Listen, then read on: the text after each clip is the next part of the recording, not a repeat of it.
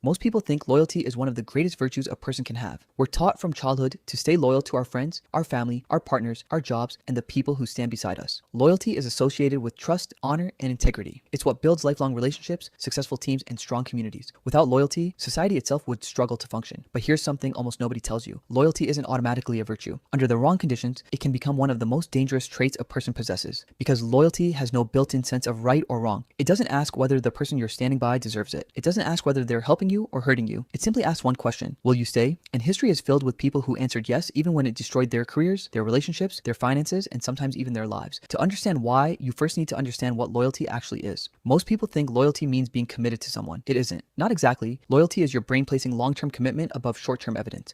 Once you've invested enough time, emotion, or trust into a person or group, your brain begins treating that commitment as something worth protecting. Every favor you've done, every sacrifice you've made, every difficult moment you've endured becomes part of that investment. Walking away no longer feels like making a smart decision. It feels like throwing away everything you've already put in. Psychologists call this the sunk cost effect. The more you've invested in something, the harder it becomes to abandon it, even when it's clearly no longer benefiting you. And loyalty amplifies this effect. The longer you've remained loyal, the more painful leaving becomes. But here's where things get interesting. Your brain doesn't reward loyalty because it's always beneficial. It rewards loyalty because throughout most of human history, survival depended on it. Humans evolved in small tribes where being accepted by your group often meant the difference between life and death. Staying loyal increased trust, cooperation, and protection. Betraying your group could leave you isolated, vulnerable, and without access to food or shelter. Over thousands of years, our brains became wired to value belonging almost as much as survival itself. And that ancient programming still exists today. The problem is that the modern world is very different from the one our brains evolved in. Today, remaining loyal to the wrong friend, the wrong employer, the wrong relationship, or the wrong belief doesn't improve your chances of survival. Sometimes it does the exact opposite, which raises an uncomfortable question. If loyalty helped humans survive for thousands of years, why does it sometimes become the very thing that destroys them?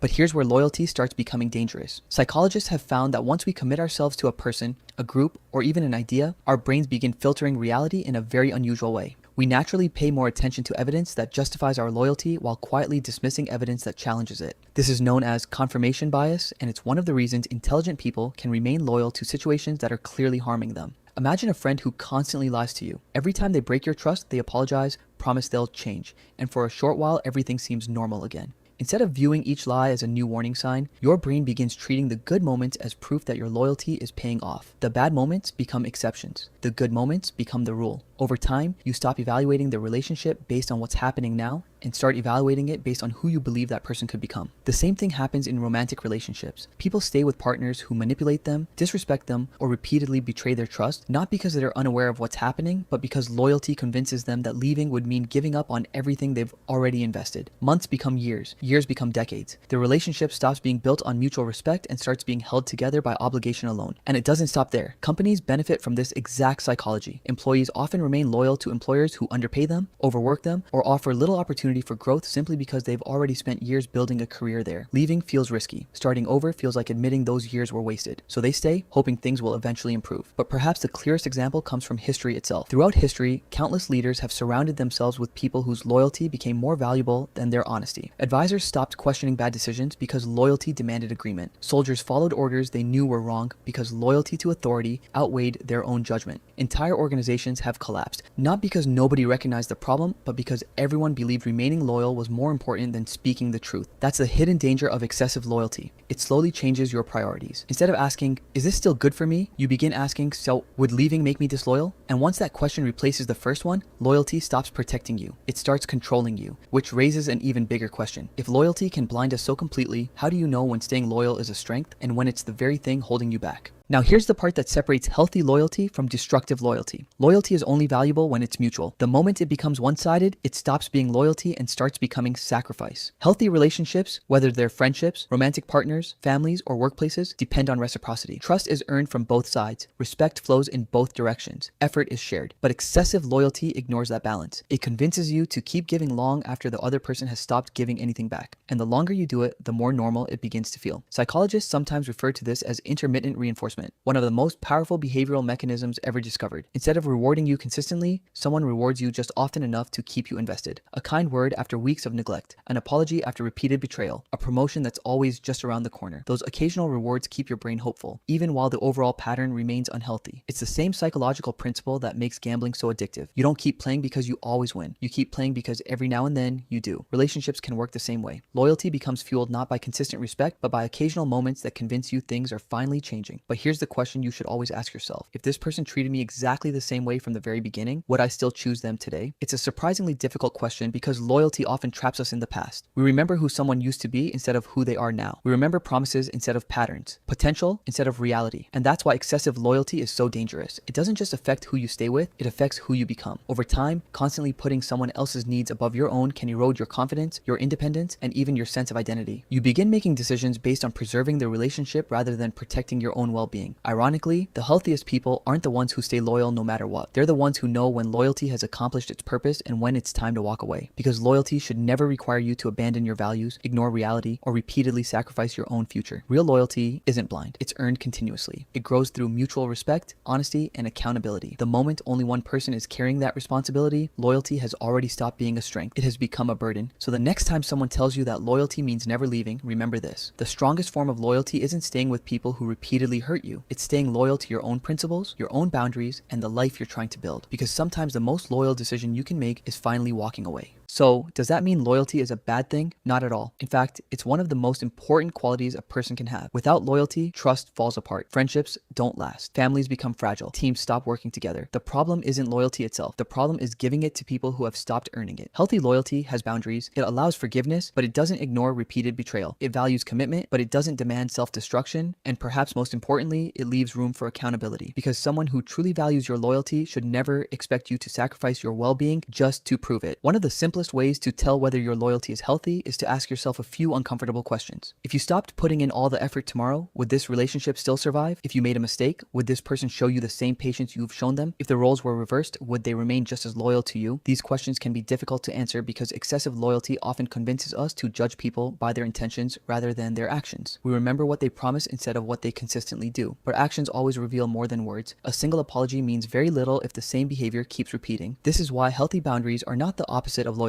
They're what make loyalty valuable in the first place. Without boundaries, loyalty becomes unconditional obedience. With boundaries, it becomes mutual respect. Someone who genuinely cares about you won't ask you to ignore your values, your goals, or your happiness simply to keep them comfortable. In fact, they'll respect you more for having standards. They'll understand that loyalty isn't about never leaving. It's about choosing to stay because both people continue to deserve it. History repeatedly shows us what happens when loyalty loses its boundaries. Entire businesses have collapsed because employees were too afraid to challenge bad leadership. Governments have failed because people remain loyal to individuals instead of principles. Friendships have ended in resentment because one person kept giving while the other only kept taking. In every case, loyalty wasn't the problem. Blind loyalty was the inability to question, to adapt, or to walk away when the evidence demanded it. The strongest people aren't the ones who stay no matter what. They're the ones who understand that loyalty should be directed toward values before individuals. Be loyal to honesty, be loyal to integrity, be loyal to growth, be loyal to people who consistently show up for you, not just when it's convenient, but when it matters most. Because people change, circumstances change, but your principles should remain the foundation for every decision you make. The next time you find yourself staying in a relationship, a friendship, or a job simply because you've already invested so much time into it, stop and ask yourself one question. Am I staying because this is still making my life better, or am I staying because I'm afraid of what leaving says about me? The answer to that question may reveal whether your loyalty is serving you or quietly destroying you. Loyalty is one of humanity's greatest strengths, but like any strength, it becomes dangerous without wisdom. The goal isn't to be loyal at any cost. The goal is to be loyal to the people and principles that deserve it, because sometimes the bravest thing you can do isn't proving you'll never leave. It's recognizing when you've already stayed long enough.